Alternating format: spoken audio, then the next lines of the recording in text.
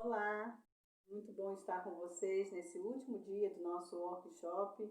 Tem sido maravilhoso a experiência, as contribuições de vocês, né, as colocações, as sugestões, também a contribuição de muitos, né, falando da experiência que já tem com a Libras e outros que ainda não têm experiência, mas que com esses dias de workshop têm se despertado, né, para conhecer mais sobre a Libras. E eu quero agradecer muito a vocês pelo retorno, pelo feedback, né? Muita gente tem me mandado mensagens dizendo da importância que tem sido esses dias, daquilo que a gente tem discutido. E eu quero então hoje finalizar conversando com vocês sobre algumas coisas, esclarecer, né, algumas coisas que são importantes quando a gente está pensando em aprender a língua brasileira de sinais, ou conhecer mais sobre a cultura surda, ou ter mais contato com essa comunidade, né, que é a comunidade surda. Então, eu queria mostrar para vocês, primeiramente, que quando a gente está estudando a Libras, surgem algumas dúvidas, né? Dentre elas, as pessoas ficam talvez se perguntando o que é uma tradução, o que é interpretação, e a diferença de tradução e interpretação, para a diferença de usar a Libras numa conversação informal. Então, hoje eu queria falar um pouco sobre isso, porque eu sei que cada pessoa tem um objetivo diferente quando está aprendendo a Libras ou quando se aproxima da comunidade surda. Talvez seja interesse profissional, né, de se qualificar, de se capacitar para estar adentrando nesse mercado de trabalho, que eu digo para você que é uma área que tem muitas oportunidades mesmo, e eu sempre tenho feito questão de dizer que não é só no âmbito educacional, né? Hoje o tradutor e intérprete de Libras, na verdade, é uma figura que precisa estar presente em várias áreas, né, da nossa sociedade. E já está começando a se despertar, né? A sociedade em si, né, também as autoridades já começam a entender, né, da necessidade desse profissional em outras áreas, como por exemplo, quando a gente pensa no Detran mesmo, né? Muitas pessoas talvez não tenham conhecimento, mas o surdo não tem nenhuma dificuldade ou nada que o impossibilite de tirar uma carteira de habilitação. Pelo contrário, tem muitos surdos que já dirigem, né, que já tem a sua habilitação. Agora, é muito complicado quando esse surdo vai a uma autoescola, né, para se matricular e para até mesmo assistir às aulas teóricas, participar das aulas também práticas, para realizar as provas. Por quê? Porque na maioria as autoescolas não tem um tradutor e intérprete de Libras ali, um profissional à disposição desse aluno, né, dessa pessoa que está buscando tirar a sua carteira de habilitação. Mas a legislação já prevê, já existe legislação que garante ao surdo esse atendimento, né? Cabe à própria autoescola providenciar esse profissional, mas infelizmente na prática, em muitos estados e municípios, não acontece dessa forma, né? É a realidade aqui na minha região mesmo, na minha cidade, é essa realidade. Quando o surdo entra numa autoescola, ele tem que providenciar o seu intérprete, às vezes um familiar que sabe Libras é que o acompanha, ou ele solicita, né, a ajuda de um intérprete voluntário, enfim, então ainda existe, né, essa dificuldade, mas é um direito, né, já existe legislação que garante a esse surdo, mas como muitos deles às vezes não conhecem a legislação, acaba não sabendo como requerer esse direito, né? Então o Detran é apenas um dos locais, né, que eu queria deixar como exemplo, para você ter essa ideia de que o intérprete não é só, de que não é necessário o intérprete só na escola, né, mas a gente tem falado esses dias a necessidade de incluir esse surdo em todos os lugares da sociedade de uma forma em geral. Então, eu queria trazer para vocês esse esclarecimento. Quando você aprende Libras, apenas porque você quer melhorar a sua comunicação com o surdo, às vezes você trabalha com o surdo, né? E aí você gostaria de se comunicar com ele, então você vai utilizar a Libras na conversação informal com ele, no dia a dia, ali na convivência, no relacionamento com ele. Mas a gente pode dizer que, querendo ou não, vai haver um momento ali dentro do seu espaço de trabalho que você vai acabar tendo que fazer uma interpretação ou outra para esse surdo, né? Ou ter que fazer a voz do surdo para a chefia, numa reunião ou num encontro, né, de orientações, seja lá qual for, ou você vai ter que também transmitir a fala do chefe imediato, ou do gerente, ou de alguém ali da equipe de trabalho, vai ter que passar aquilo que aquela pessoa está dizendo para o surdo. Então, em alguns momentos você até acaba fazendo essa mediação de forma que tem que interpretar, né, a fala do surdo para o ouvinte ou a fala do ouvinte para o surdo. Então, fazer essa mediação aí entre de Libras para a língua portuguesa ou da língua portuguesa para a Libras. Talvez isso, gente, para muitas pessoas que estão participando desse workshop, seja um motivo da pessoa ficar angustiado ou até mais temerosa ainda de aprender essa língua. Eu digo, então, quero esclarecer para você que não precisa ter esse medo. Precisamos entender que uma coisa é aprender a Libras e usar no meu dia a dia como uma conversa informal com o surdo, e outra coisa é aprender a Libras para ser uma tradutora e intérprete de Libras ou para ser uma professora de Libras numa universidade privada ou pública, né, onde eu vou lecionar ou ministrar a disciplina de Libras. Então, como eu tenho falado, para ser um tradutor e intérprete de Libras, não é só você saber a Libras, né? Você precisa de outras habilidades, vai precisar de outras competências, né? E eu tenho vivenciado isso na prática como tradutor e intérprete de Libras numa universidade federal. A gente não conhece todos os conteúdos, não existe sinais ainda para todas as disciplinas, nem todos os cursos também. Então, como a Libras é algo que está em movimento, existe já a preocupação, né, dos grupos dos surdos, né, que são linguistas, que são especialistas nessa questão do estudo profundo da língua, da gramática e da linguística da própria Libras, que já tem se organizado para criar sinais específicos para alguns cursos, para algumas disciplinas, né, específicas de determinados cursos, enfim. Então, o intérprete de Libras, o tradutor e intérprete de Libras, ele além de conhecer a Libras muito bem e também a língua portuguesa muito bem, como eu já tenho dito, porque a Libras para nós ouvintes é a nossa segunda língua, né? Então, para que eu adquira uma segunda língua, eu tenho que saber muito bem a primeira. Eu mesmo tive essa experiência de que depois que eu comecei a estudar a Libras, é que eu tive que me familiarizar ainda mais com a língua portuguesa. Eu tive que retomar meus estudos da língua portuguesa e isso foi muito bom para mim, porque melhorei muito na questão da minha própria língua, da minha L1, que é a língua portuguesa, e ao mesmo tempo tive mais facilidade de compreender a gramática da língua brasileira de sinais, da Libras, que é a minha L2, né? Então isso também, a L1 e L2 é algo que também tem que ficar muito claro para nós, né?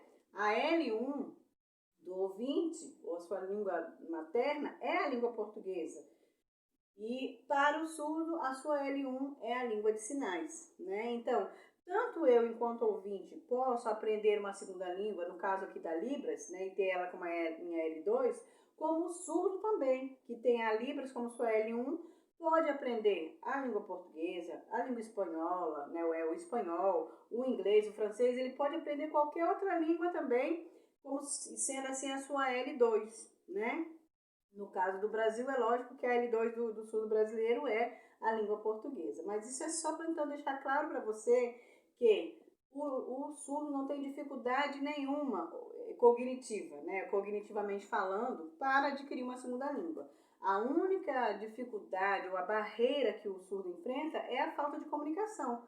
Porque como que ele vai adquirir o aprendizado de uma segunda língua ou de qualquer outro aprendizado de qualquer outra coisa se ele não tem uma comunicação? Então, a presença do tradutor intérprete de Libras no ambiente, vamos dizer aqui, do ambiente educacional, né, é para facilitar ou proporcionar, né, essa aquisição da segunda língua e dos conteúdos que geralmente são feitos nessa segunda língua, que no caso é uma língua oral.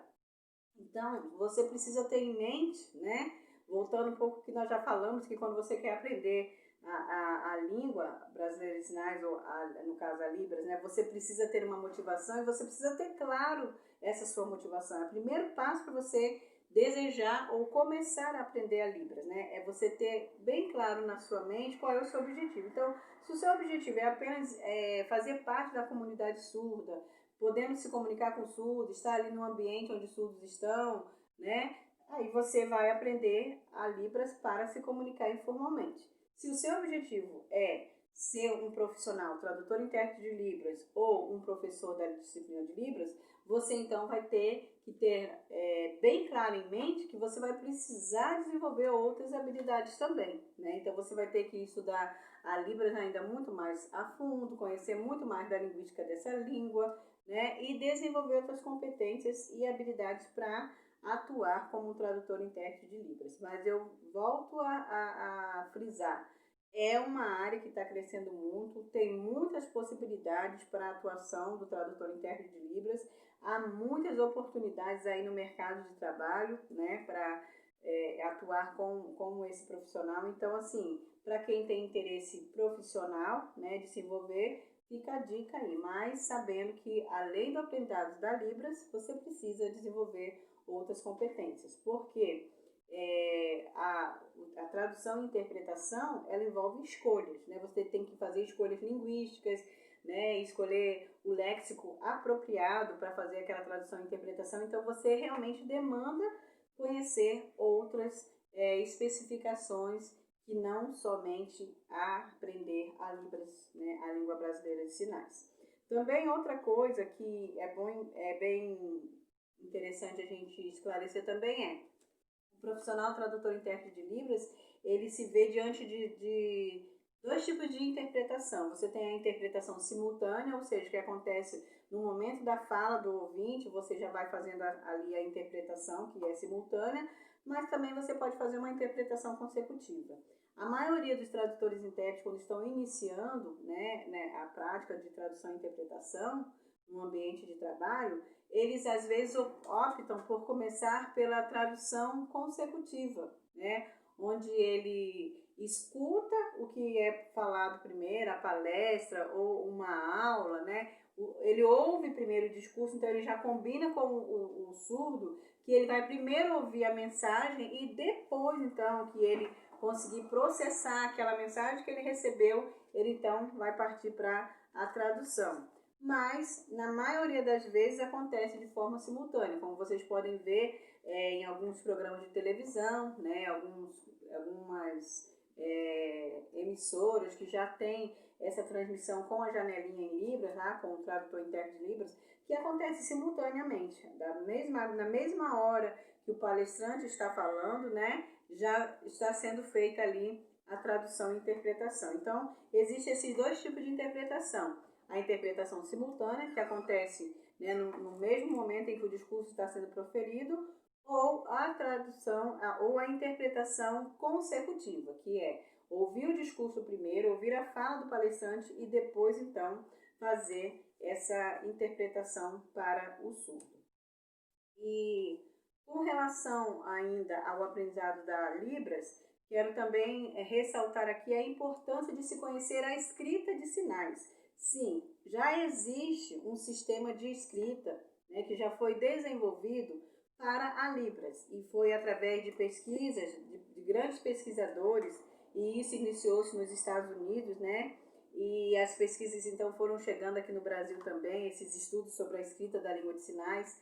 E vocês já devem ter ouvido, ou se não ouviram falar, vão estar ouvindo aí quando você procura alguma coisa na internet sobre Libras, sobre escrita de sinais, você vai ouvir falar sobre o sign writing, né? Que seria escrita de sinais, né? A tradução dessa palavra sign writing, escrita de sinais.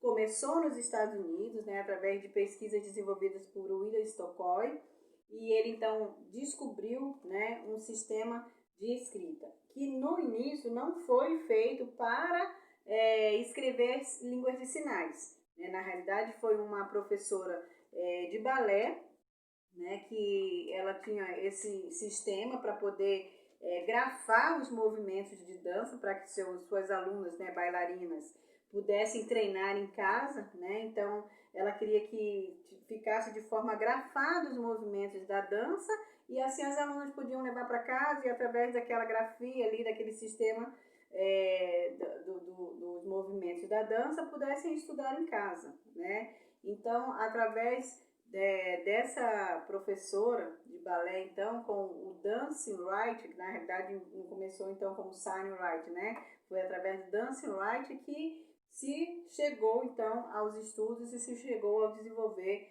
esse sistema de escrita que recebeu o nome de Sign Writing. Aqui no Brasil, pesquisadores surdos e também ouvintes começaram também a testar alguns sistemas, né, para escrita da língua de sinais. Então chegou-se a eles, que é a escrita da língua de sinais, e usam também ao mesmo tempo o Sign Writing, né?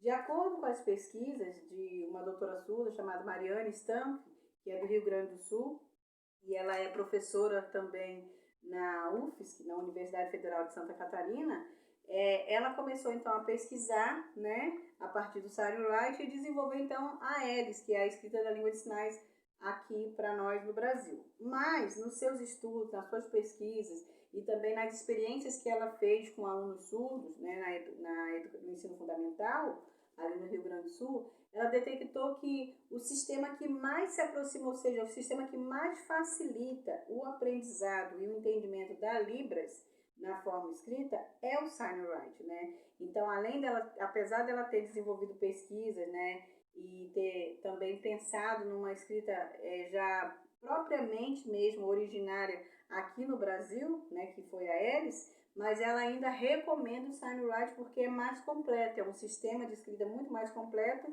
que consegue realmente dar uma clareza dos movimentos, dos sinais. Então, a importância de se conhecer a escrita de sinais também para o aprendiz da Libras é muito grande, porque há uma relação, talvez algumas pessoas que já conhecem a Libras, até que utilizam, até profissionais mesmo, professores ou tradutores intérpretes, ainda não têm o domínio da escrita, né? Alguns nem se importam com o estudo dessa escrita de sinais, mas eu mesmo, enquanto pesquisadora, enquanto tradutora e intérprete de Libras, eu vejo essa necessidade, eu comecei a sentir essa necessidade quando eu comecei a analisar sobre a minha fluência, né, na Libras. E eu comecei a pensar, gente, todo mundo que é fluente numa língua, ele tem que saber o quê? Primeiramente, ele tem que saber compreender o que está sendo dito naquela língua, saber se comunicar também por meio daquela língua, né? Mas também envolve o saber ler e escrever naquela língua.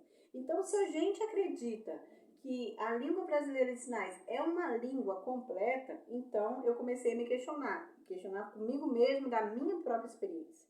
Será então que eu estou 100% fluente nessa língua? Muito bem, eu sei comunicar em Libras, eu consigo entender quando um surdo sinaliza, mas eu não sei a escrita da língua de sinais. Então eu comecei a me preocupar com isso, comecei a estudar sobre isso, comecei a pesquisar, ainda estou no processo, porque o aprendizado, eu falo que é um processo, não tem fim, né? Então eu tenho procurado conhecer mais da escrita de sinais e eu tenho assim achado coisas fascinantes, eu tenho me encantado cada vez mais, né, com a Libras, por conhecer também esse sistema de escrita maravilhoso que é o Sign Writing. E eu recomendo, para quem ainda não sabe, se você está começando Libras agora, ou se você já é um profissional da área da Libras e não se preocupou ainda com a questão da escrita de sinais, eu deixo para você essa sugestão, esse desafio. É muito importante conhecer a escrita da língua de sinais. E estudos já comprovam que acelera ainda mais o processo do aprendizado da Libras quando a gente conhece a escrita de sinais. Por isso, né, eu tenho mudado totalmente a minha metodologia de dar cursos de Libras ou de ensinar a Libras utilizando a escrita de sinais, porque como que eu vou desassociar o ensino de uma Libras da sua escrita, o ensino de uma língua, né, da sua escrita, como o caso da língua portuguesa. Quando a gente coloca a criança na escola, né, na educação infantil, depois quando ela começa a entrar no processo de alfabetização, ela utiliza tanto a fala das palavras como começa a aprender a escrita dessa palavra, né? E a gente sabe o quanto o processo de alfabetização dessa criança se desenvolve. Então, como que com a Libras vai ser diferente? Como que nós vamos desassociar isso, né? E as pesquisas que eu encontrei, principalmente da Mariane Stamp, ela fala sobre isso. Ela começou a testar, então, a escrita de sinais com os alunos surdos de uma escola ali no Rio Grande do Sul, e ela percebeu, na verdade, ela testou com duas turmas diferentes, né? Numa turma de alunos que só tinha alunos surdos, numa escola para alunos surdos, e testou também numa escola regular, onde tinham surdos incluídos. E ela percebeu, né, que com aqueles alunos que estavam na escola bilíngue, ou na escola de só para surdos, onde se fazia o ensino a partir da Libras, esses alunos, eles, olha, avançaram muito mais do que os alunos que estavam na escola regular, que estavam numa escola inclusiva, né? E também outra coisa que a Mariane percebeu com o uso da escrita da língua de sinais foi que os alunos submetidos à escrita da língua de sinais conseguiram assimilar muito mais rápido também a escrita da língua portuguesa. Então, gente, não tem mesmo como desassociar o aprendizado da Libras com o aprendizado da sua escrita, do seu sistema de escrita. Então, é muito importante quando nós começarmos a estudar a Libras, também estudar simultaneamente a escrita da língua de sinais, e a gente vai ver como que isso melhora muito o desenvolvimento do nosso aprendizado da Libras. Não tem como desassociar. E é muito importante também ressaltar, ainda falando sobre aprendizado da Libras, a questão dos classificadores. Eu falei, no primeiro dia eu falei sobre os classificadores, algumas pessoas ficaram até querendo saber um pouquinho mais, né? Mas só os classificadores ela dá uma aula inteira, né? Uma não, mais de uma aula, porque ele é muito complexo. Mas eu queria só trazer aqui mais uma coisa com relação aos classificadores, que a importância dele na Libras. 80% da sinalização dos surdos, gente, é feita com classificadores, né? E o classificadores, ele na realidade, ele está baseado em 3 pilares: das pessoas, dos animais e de objetos e coisas, né? E aí até eu fiz no primeiro dia lá o exemplo, né, de como que a gente vai classificar uma pessoa. Então, 2 pessoas passando uma pela outra, né? Ou 2 pessoas se encontraram. E essas 2 pessoas podem até se cumprimentar, né? E às vezes, pelo tipo de cumprimento, de forma de saudação, a gente pode até perceber, por exemplo, aqui poderíamos pensar que são 2 chineses, japoneses ou orientais se encontrando e se cumprimentaram, né, com o balançar de cabeça. Então, a gente pode dizer que elas passaram uma pela outra, 2 pessoas passaram por mais 2 pessoas, ou várias pessoas passaram. Então, esse é o classificador no pilar de pessoa, né? E tem outro jeito de fazer, né? Uma pessoa pode andar dessa forma, ou ela está caminhando assim, ou ela está caminhando assim. 2 pessoas caminhando lado a lado, né? Então, isso tudo é para classificar pessoas. Mas é claro, gente, tem outras maneiras para se classificar também essa pessoa. Se você quer dizer o porte físico dessa pessoa, né? Se o cabelo dela é encaracolado, né? Você pode fazer, o seu cabelo é liso. Então, para classificar os aspectos e características de pessoas. O outro pilar que eu falei é dos animais, né? Se eu digo que uma pessoa anda desse jeito, ou ela pode caminhar desse jeito, o animal não anda dessa forma, né? Então, nos animais, quando eu vou fazer o andar do animal, eu não vou fazer dessa forma, nem vou fazer dessa forma. Eu tenho que classificar de forma com as patas desse animal. Por exemplo, né? Olha, com essa configuração, eu posso fazer passarinhos caminhando, ou pato, ou galinha, né? Porque tem uma pata mais ou menos parecida com essa. Se eu já fizer esse tipo de pata, assim, já mais firme, já são animais maiores, como um elefante, por exemplo, né? Pisando bem forte. As garras também do leão. Então, se o leão ele tá devagarzinho, daqui a pouco ele acelera a sua corrida, então eu vou fazer assim. Então, sempre baseado com a sua configuração da pata desse animal, né? Já são os felinos, né? Então, isso é o classificador para animais. E eu vou ter também os classificadores de objetos, né? Como naquele dia eu falei se eu vou fazer um vaso, ou se eu quero dizer que uma coisa é de uma espessura fina, né? Digamos que eu quero fazer que a minha televisão ela é de uma tela, ela é tela plana, né? Ou ela é tela bem fininha, e eu vou fazer ali, vou desenhar a minha televisão, né? Que ela é, bem fininha. Então, são esses tipos de como a gente vai especificar características de determinados objetos. Então, os 3 pilares do classificadores para pessoas, para animais e para objetos. Então, só para falar um pouquinho mais, porque muita gente perguntou, né, sobre o classificador, então eu queria trazer um pouquinho mais sobre o classificador. Então, por exemplo, ainda falando de objeto, se eu tenho um objeto fininho, né, ou pequeno, vamos dizer, né, eu tenho uma caixa bem pequenininha, eu vou fazer, Aí eu fui e peguei aquela caixa pequenininha. Se é uma coisa pesada, né, você já vai mostrar. Então, eu peguei uma caixa e tive que colocar essa caixa lá pro outro lado. Ela tá pesada. Se é uma coisa mais leve, então, esses tipos de classificações, é dessas formas assim que a gente então vai usar os classificadores. E, gente, o uso dos classificadores, ele esclarece muito mais para o surdo tudo que está acontecendo no ambiente.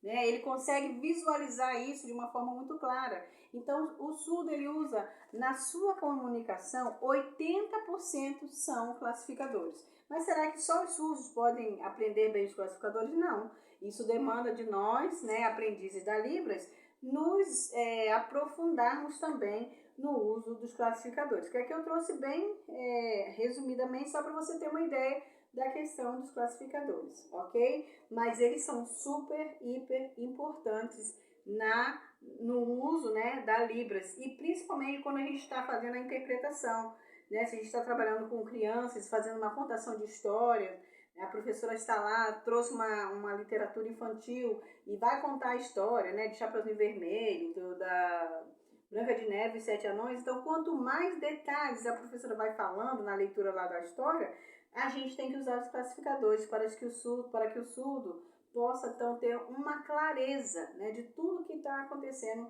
naquela história. Porque ao contrário da criança surda que está ouvindo os detalhes dessa história, a criança surda, então, vai ter essa percepção do que está acontecendo lá na cena através do visual, ao contrário da criança ouvinte, que vai ter esses detalhes pela sua audição.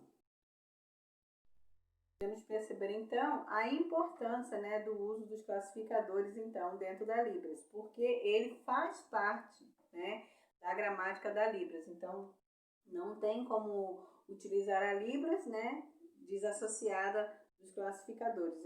Eles são muito importantes para melhorar a nossa sinalização, né, a nossa comunicação por meio da Libras e também a interpretação da Libras. E vale a pena ressaltar, né, que quando temos que interpretar música, poesia, né, teatro, nós vamos utilizar muito também os classificadores. Daí a importância, né, de conhecer e se aprofundar, então, nos classificadores, né?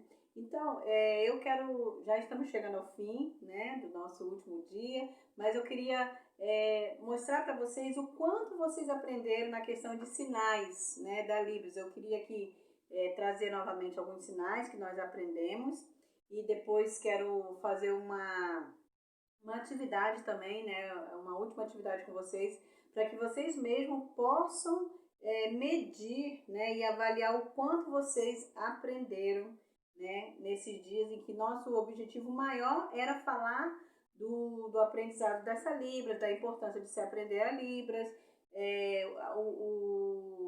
também sobre como me comunicar com o surdo, né? Então, esse workshop serviu para isso. Nós não estamos aqui, nesses 3 dias, não estivemos aqui com o objetivo de ensinar a Libras, mas sim de ensinar a você, né, a importância da Libras e como aprender, né, a se comunicar com o surdo, então, por meio da Libras. Mas eu queria deixar com vocês, então, o quanto vocês aprenderam. Olha, vocês aprenderam o sinal de olá, né? Vocês aprenderam o sinal de nome, aprenderam também o sinal de idade, o sinal de casado, né, que é o estado civil, o sinal de trabalhar, aprendemos o sinal de formação, né? E dentro disso nós aprendemos também que nós temos pós, esse aqui é o sinal de pós. Nós aprendemos pedagogia ou pedagogo, né, dependendo do contexto.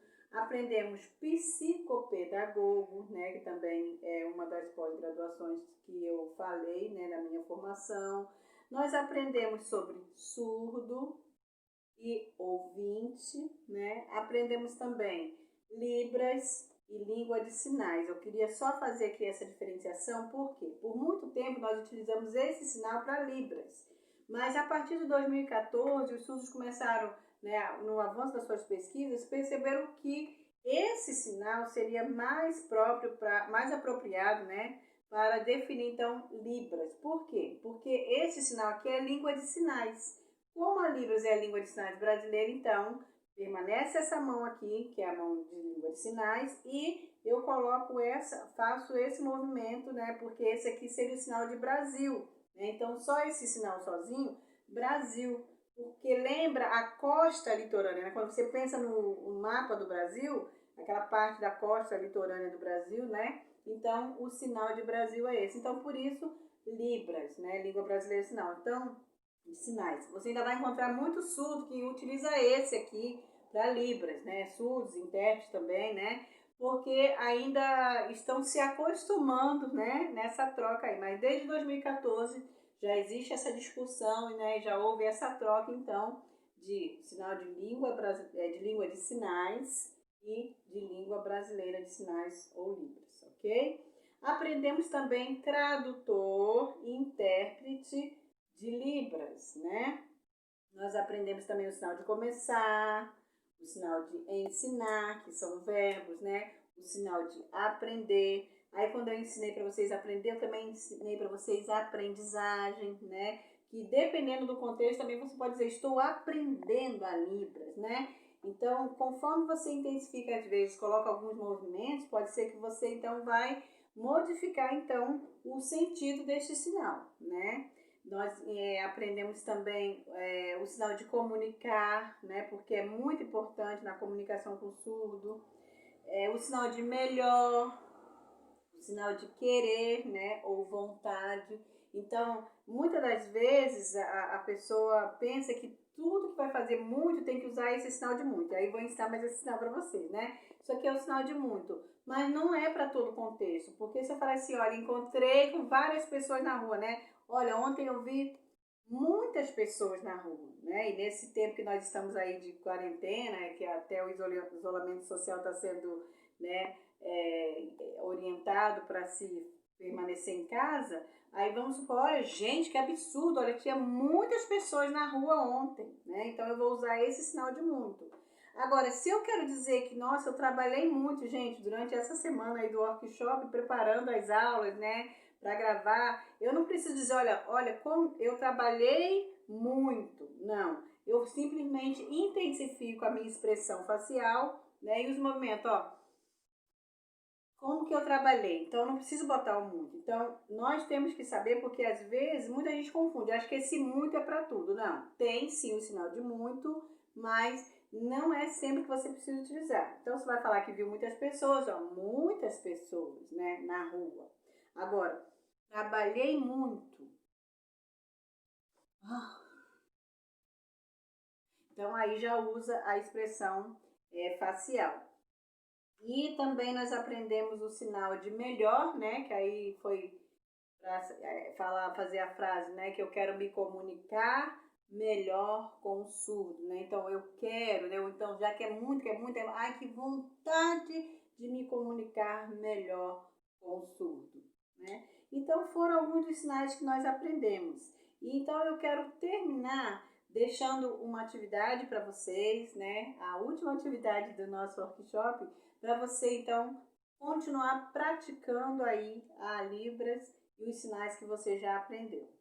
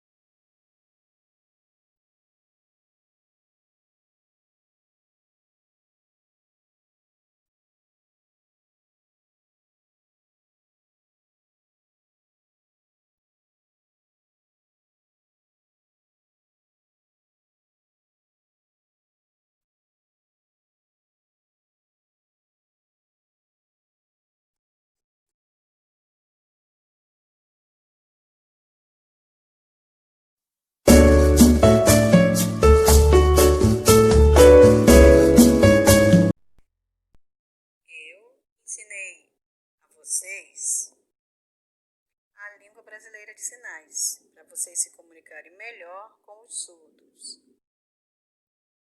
E também para vocês poderem trabalhar tradutor e intérprete de Libras, ou psicopedagogo, ou pedagogo, ajudando os surdos a se desenvolverem na língua brasileira de sinais. Nas escolas, no trabalho, em qualquer lugar, ok? Gostaram?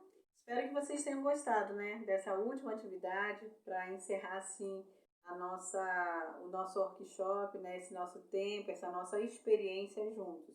Foi muito bom, né? Eu gostei bastante. Quero mais uma vez agradecer a você que acompanhou, né, o nosso workshop. Sem você não teríamos realizado isso, né? Eu também quero aproveitar para agradecer minhas filhas, Ruth, Marisa e Raquel Luísa, que ajudaram na gravação, na edição dos vídeos.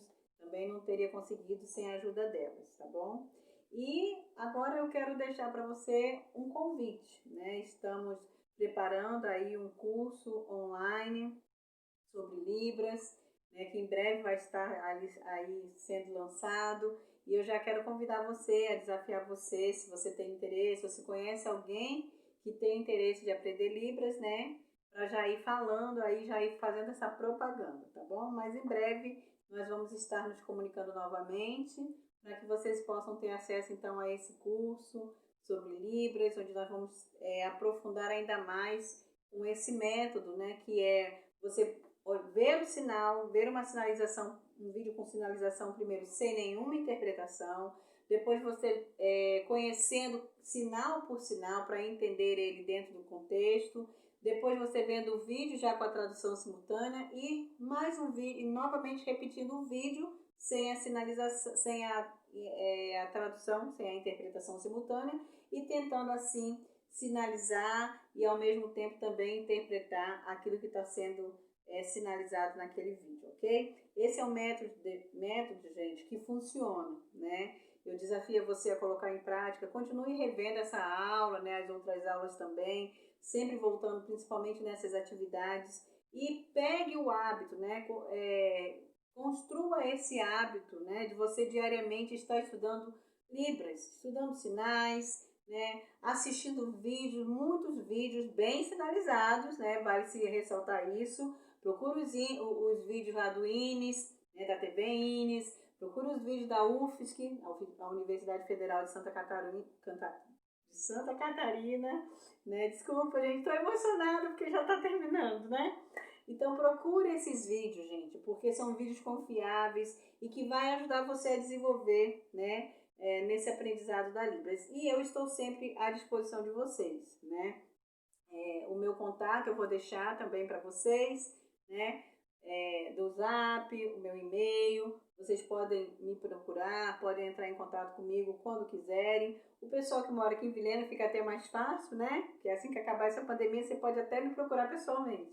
Mas para quem não é do nosso estado aqui de Rondônia, não é da cidade de Vilhena, você pode utilizar os meus contatos, tá bom? Se precisar de alguma ajuda, algum material, se eu tiver e puder compartilhar com você, para mim será um imenso prazer, ok? Agradeço a todos vocês, tá? Muito obrigado, ó. Beijo em todo mundo e eu amo vocês. Até o nosso próximo encontro.